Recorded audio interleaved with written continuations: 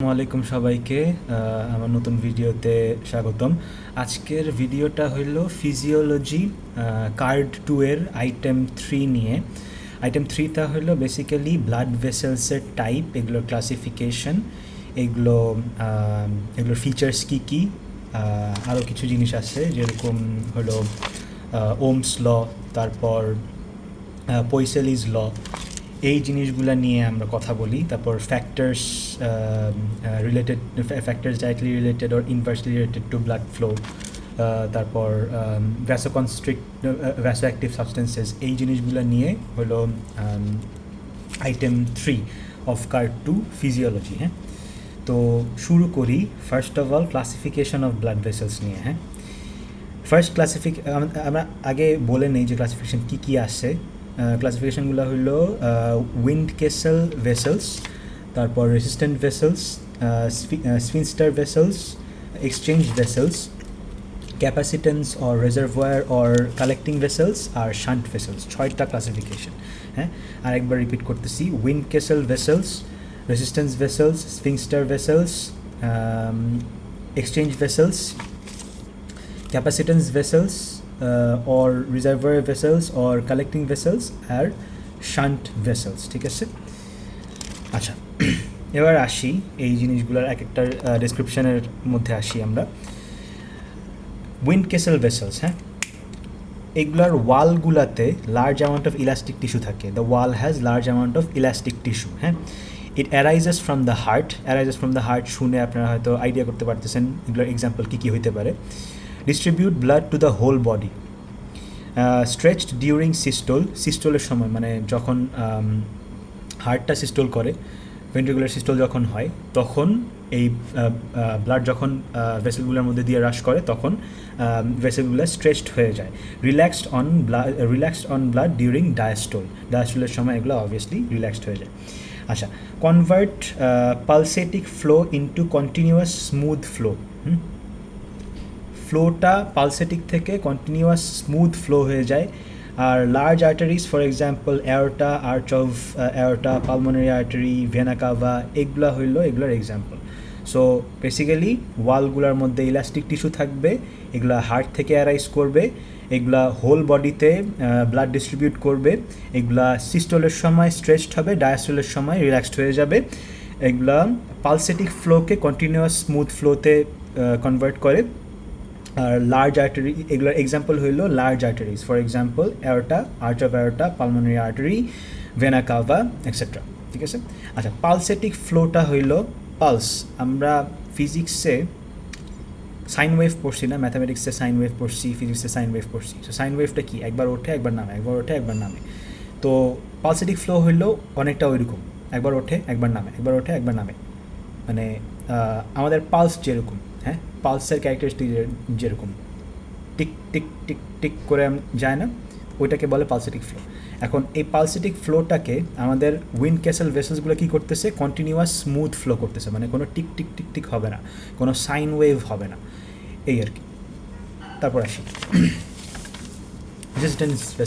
Resistance vessels. These are small arteries and arterioles, principal site of peripheral resistance. আচ্ছা, small arteries or আর্টেরিওলস। আচ্ছা, artery থেকে for example ধরেন যে aorta থেকে আমাদের করোনারি আর্টারি বের হয় না, তারপর এই আর্টারিগুলো আস্তে আস্তে আরও ছোটো হইতে হইতে আর্টেরিওলস হয়, স্মল আর্টারিজ অর আর্টেরিওলস হয়। এইগুলা হইল রেসিস্ট্যান্স ভেসেলসের এক্সাম্পল। ফর এই principal site of peripheral resistance, মানে পেরিফেরাল সার্কুলেশনে এগুলোর রেসিস্ট্যান্স ভেসেল হিসেবে কাজ করে। মানে এগুলা ব্লাড ফ্লোটাকে মানে সহজে হইতে দেয় না। তারপর আসি less elastic and more smooth muscles present. Obviously elastic fibre কম প্রেজেন্ট থাকবে আর স্মুথ মাসেল বেশি প্রেজেন্ট থাকবে। Muscle is innervated bye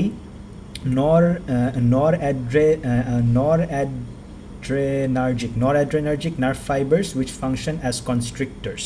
okay, noradrenergic nerve fiber থাকবে, এগুলো কনস্ট্রিক্টর হিসেবে কাজ করে। কনস্ট্রিক্ট করলে কি হবে? কনস্ট্রিক্ট করলে আমার ব্লাড ফ্লোর ব্যাঘাত ঘটবে, অতএব এগুলো রেসিস্ট্যান্স ক্রিয়েট করবে, তাই এগুলোকে বলে রেসিস্ট্যান্স ভেসেলস। আচ্ছা, আর্টেরিওলস আর the major site of resistance to blood flow, এটা অবভিয়াসলি আগেই বলছি।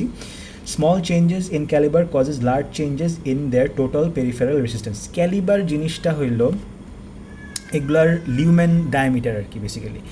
সো এগুলোর লিউমেন ডায়ামিটারে আমি যদি এই আর্টেরিয়ালসগুলোর লিউমেন ডায়ামিটার একটুও কমাই বাড়াই তাহলে আমার ব্লাডের ফ্লোয়ের রেসিস্ট্যান্সটা অনেক বেশি কমবে বাড়বে, অনেক বেশি চেঞ্জ হবে। সো এগুলো এটাই বলতেছে যে small changes in calibre causes large changes in their total peripheral resistance, ঠিক আছে। আচ্ছা, they are use to control blood flow. Blood flow যদি কন্টিনিউয়াসলি অনেক দ্রুত হইতে থাকে এটা একটা প্রবলেম। সব জায়গায় অনেক দ্রুত ব্লাড ফ্লো গেলে অর্গ্যান ড্যামেজ হইতে পারে, ইন্টারনাল ব্লিডিং হইতে পারে, মানুষ মারা যাইতে পারে, ছিঁড়ে যাইতে পারে জিনিসপাতি। এই জন্য ব্লাড ফ্লোটাকে কন্ট্রোল করার জন্য এই স্মল আর্টেরিয়ালসগুলো রেসিস্ট্যান্স ভেসেল হিসেবে কাজ করে, ঠিক আছে।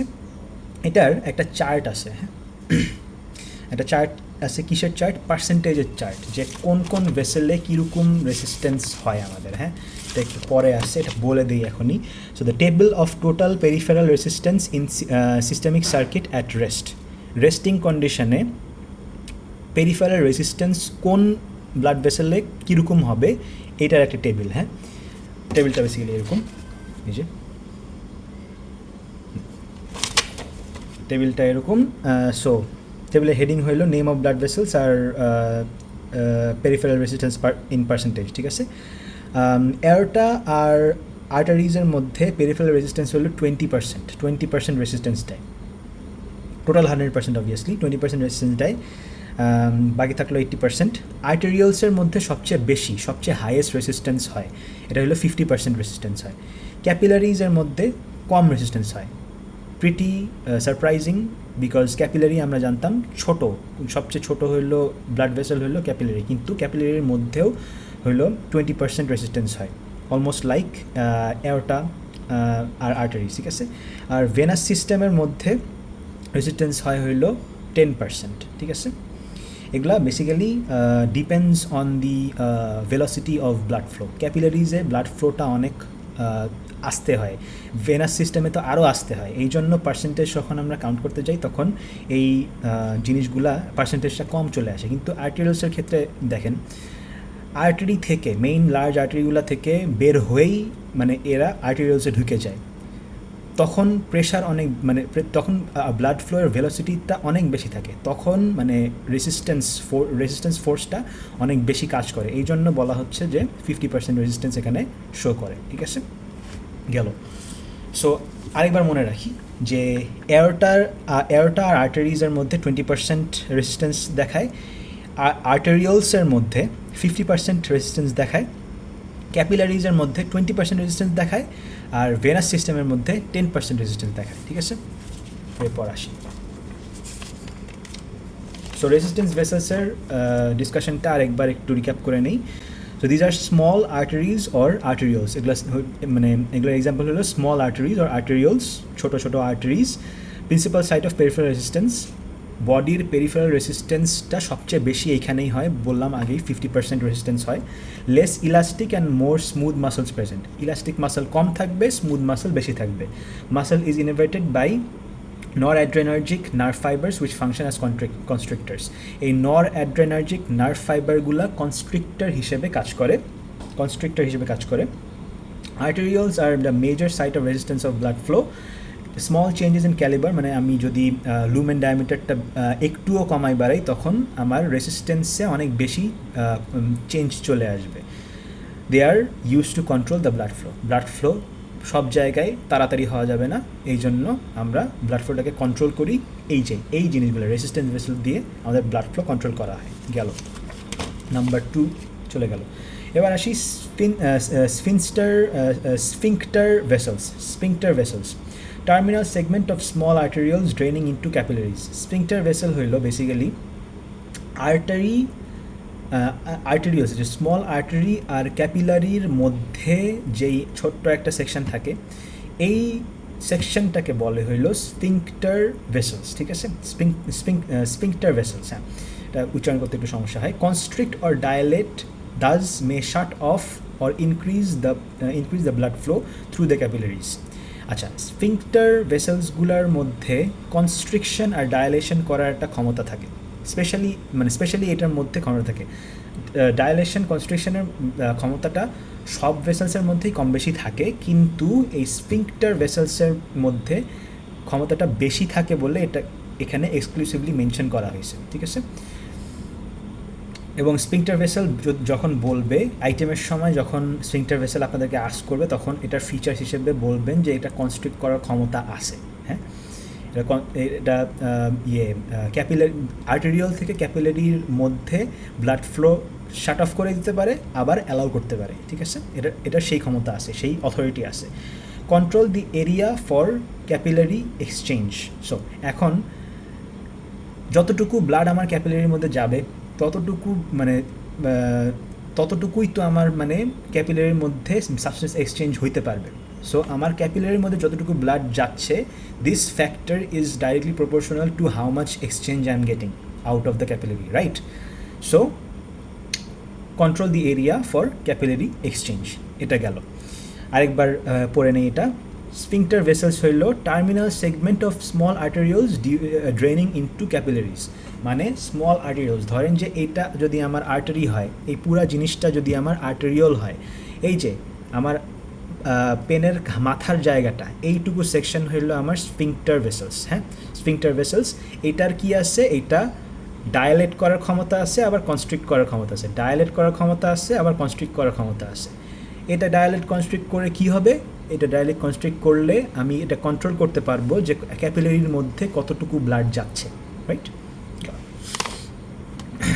আচ্ছা, therefore it controls the area of capillary exchange. Done. Number 4-এ আসি, এক্সচেঞ্জ ভেসেলস। এখন দেখেন, আমরা বারবার বলতেছি যে ক্যাপিলারির মধ্যে এক্সচেঞ্জ হয়, ক্যাপিলারি এক্সচেঞ্জ আমরা কন্ট্রোল করতে পারি। এইটা এক্সচেঞ্জ ভেসেলসটা তাহলে কী হবে? ক্যাপিলারিগুলাই হইল আসলে এক্সচেঞ্জ ভেসেলস, ঠিক আছে। ক্যাপিলারিজ আর called exchange vessels. Exchange of gases, for example carbon dioxide, oxygen, etc., nutrients, hormones, vitamins, waste products occurs between blood and tissue. আচ্ছা, ব্লাড আর টিস্যুর মধ্যে এই সাবস্টেন্সগুলাই যে বললাম, কার্বন ডাইঅক্সাইড, অক্সিজেন, বিভিন্ন ধরনের নিউট্রিয়েন্ট, হরমোনগুলা, ভিটামিনসগুলা, মিনারেলসগুলা, ওয়েস্ট প্রোডাক্টগুলা এক্সচেঞ্জ করা, এই সবগুলাই হইল ক্যাপিলারি লেভেলে গিয়ে। ভেইনের মধ্যেও হয় না, আর্টারির মধ্যেও হয় না, আর্টেরিয়লসের মধ্যেও হয় না, ভেনিউলসের মধ্যেও হয় না। ওকে, জাস্ট ক্যাপিলারি সিস্টেমের মধ্যে এই জিনিসটা হয় যে এক্সচেঞ্জ এর যে জিনিসটা সেটা ঘটে। এক্সাম্পল হইল মেটা আর্টেরিয়লস। মেটা আর্টেরিয়লস হইল আর্টেরিয়লসের চেয়েও অনেক ছোট, সেটা ক্যাপিলারিজ তো আসেই। আর পোস্ট ক্যাপিলারি ভেনিউলস, পোস্ট ক্যাপিলারির পর যে জাস্ট পরেই যেই ভেনিউলসগুলো থাকে, ভেইনেরও ছোটো ভাই, ভেইনের ছোটো ভাইকে বলে ভেনিউলস। ক্যাপিলারির পর যেই ভেইনের অংশটা থাকে, ওই অংশটাতে এক্সচেঞ্জ হতে পারে, ঠিক আছে।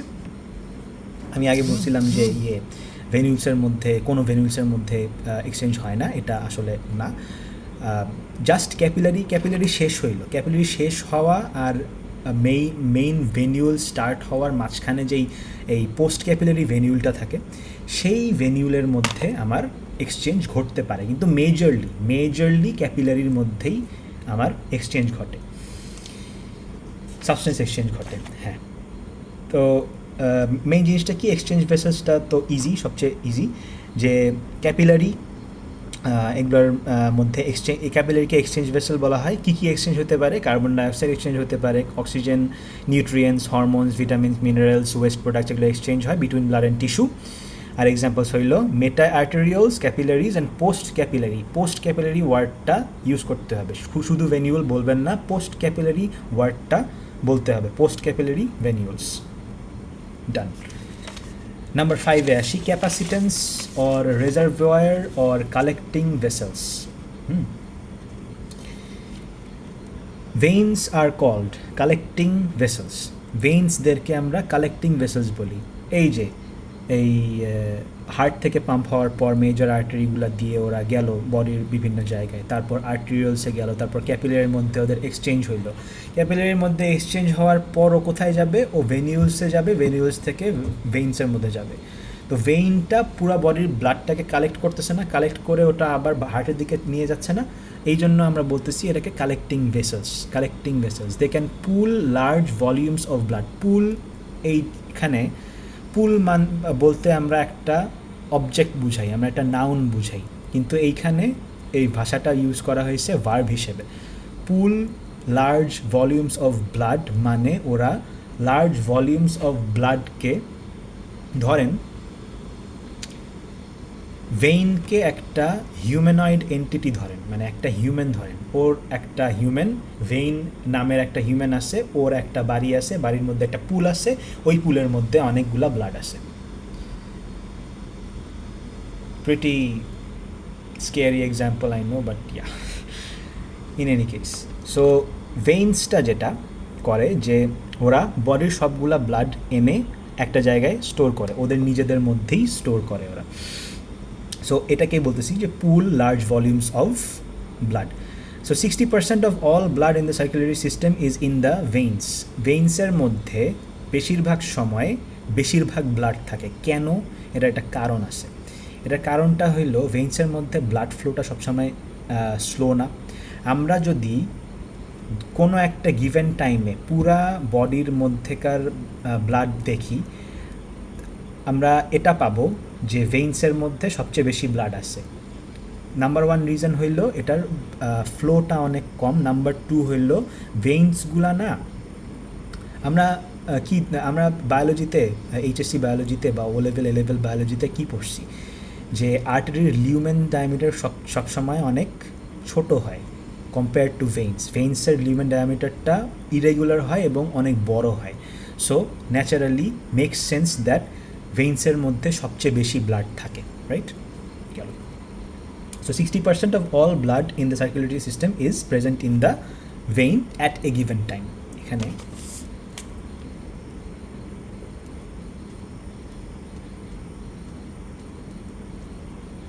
at a given time. আচ্ছা, intima of limb veins fold at intervals to form venous valves to prevent retrograde flow. আচ্ছা, সো লিমসের যেই ভেইনগুলা, হ্যাঁ ওটা আমার বিড়াল ছিল, বিড়াল হইলো কি জানি একটা ফালাইলো, যাই হোক।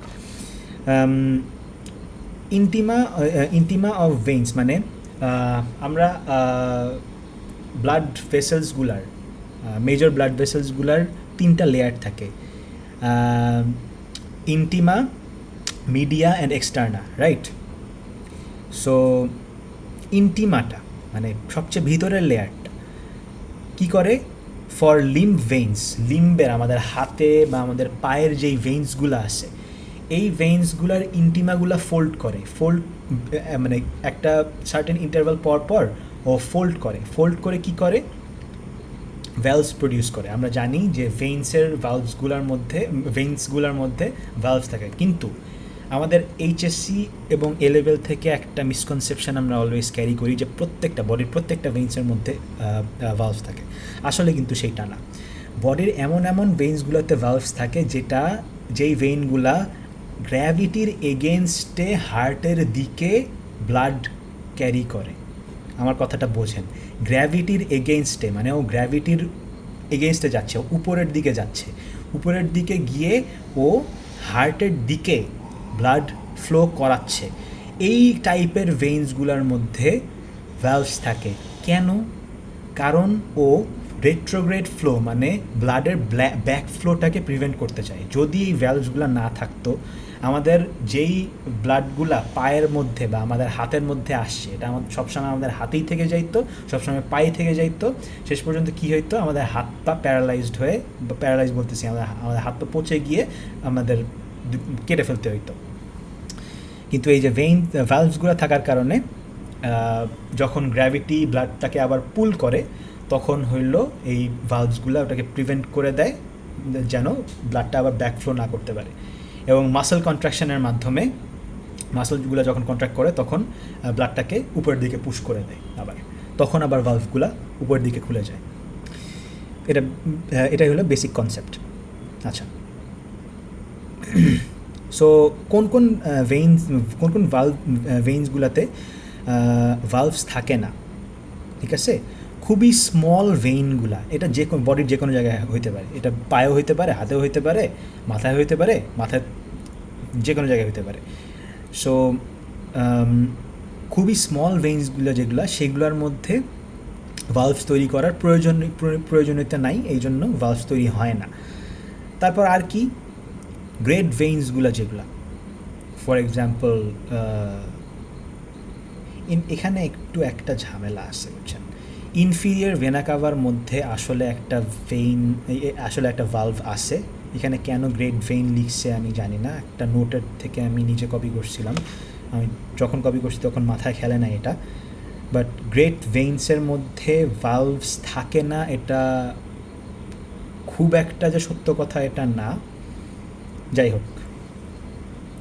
সো বেসিক্যালি বেসিক কনসেপ্ট মনে রাখবেন যে যেই ভেইনগুলা, যেই বড় বড় ভেইনগুলা গ্র্যাভিটির এগেনস্টে হার্টের দিকে ব্লাড ফ্লো করাচ্ছে, এই ভেইনসগুলাতে ভ্যালভস থাকতে হবে, কারণ আদারওয়াইজ ব্লাডগুলা ব্যাকফ্লো করবে। আর মাথা থেকে যেই ভেইনসগুলো আসতেছে গ্র্যাভিটির দিকে যেই ভেইনসগুলা ব্লাডগুলোকে ফ্লো করাচ্ছে, গ্র্যাভিটির দিকে ব্লাডটা যাচ্ছে, হার্টের দিকে যাচ্ছে, এই ভেইনসগুলোর মধ্যে আসলে কোনো ভ্যালভস থাকার প্রয়োজনীয়তা নাই, কারণ ও তো গ্র্যাভিটির দিকেই যাচ্ছে, ও তো হার্টের দিকেই যাচ্ছে, গ্র্যাভিটির দিকেই যাচ্ছে, অতএব দরকার নাই। আচ্ছা, veins from brain and viscera, ব্রেইনের মধ্যেকার যেই ভেইনসগুলো আছে সেগুলো যখন হার্টের দিকে যায় তখন এগুলোর মধ্যে ভ্যালভস খুঁজে পাওয়া যায় না। আচ্ছা, এক্সাম্পলস অফ ক্যাপাসিটেন্স ভেসেলস হইল ভেনিউলস অ্যান্ড ভেইনস। ঠিক আছে, গেল, অনেক বড় ডিসকাশন ছিল এই পার্টটা। তারপর আসি শান্ট ভেসেলস। হ্যাঁ, শান্ট ভেসেলস হইল, আমরা নর্মালি কি জানি যে প্রথমে আর্টারির মধ্যে ব্লাড পাস হয়, তারপর আর্টারি থেকে আর্টেরিয়ালসে যায়, তারপর ক্যাপিলারিতে যায়, তারপর ভেনিউলসে যায়, তারপর ভেইনস এর মাধ্যমে হার্টে ব্যাক করে, রাইট? কিছু কিছু এমন জায়গা আছে, স্পেশালি ভিসেরার উপরে খুঁজে পাবেন আপনারা, কার্ড 1-এ অবভিয়াসলি হার্ট পড়ছেন, লাংস পড়ছেন, তখন দেখবেন যে ভেইন আর আর্টারির মধ্যে অ্যানাস্টোমোসিস হয়, কিছু কিছু জায়গায় ভেইন আর আর্টারির মধ্যে অ্যানাস্টোমোসিস হয়। এই অ্যানাস্টোমোসিস ভেসেলগুলাকে বলে হইল শান্ট ভেসেলস।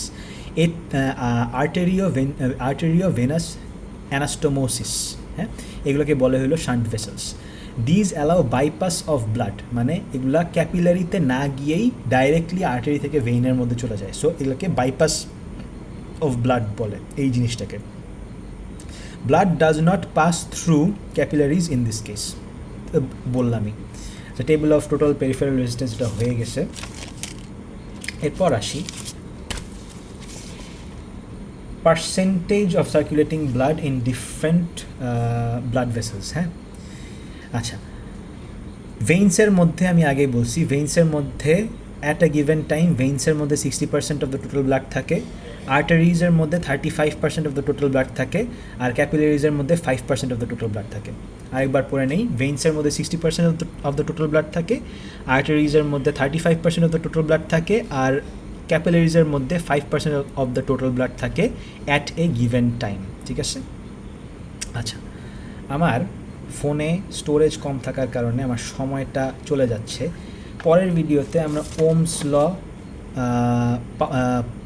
পয়সেলিস ল, এগুলো নিয়ে কথা বলবো। তারপর কথা বলবো factors directly related to resistance of blood flow, factors directly related to rate of blood flow, আর factors inversely related to rate of blood flow, এগুলো নিয়ে। তারপর একটা বড় টপিক আসছে যেটা হলো vasoactive substances affecting blood vessels, এগুলো হলো পুরাটাই মুখস্থ করা জিনিস, এই জিনিসগুলো নিয়ে কথা বলবো। ফাইনালি একটা জিনিসের ডেফিনেশন এবং এক্সাম্পল আমাদের পড়া লাগবে, সেটা হলো অটো রেগুলেশন, এই জিনিসটা নিয়ে আমরা কথা বলবো ইনশাল্লাহ নেক্সট ভিডিওতে, এই টপিকেরই নেক্সট ভিডিওতে ইনশাল্লাহ কথা বলবো। ততক্ষণ পর্যন্ত বিদায় নিচ্ছি। আসসালামু আলাইকুম ওয়া রাহমাতুল্লাহি ওয়া বারাকাতুহু।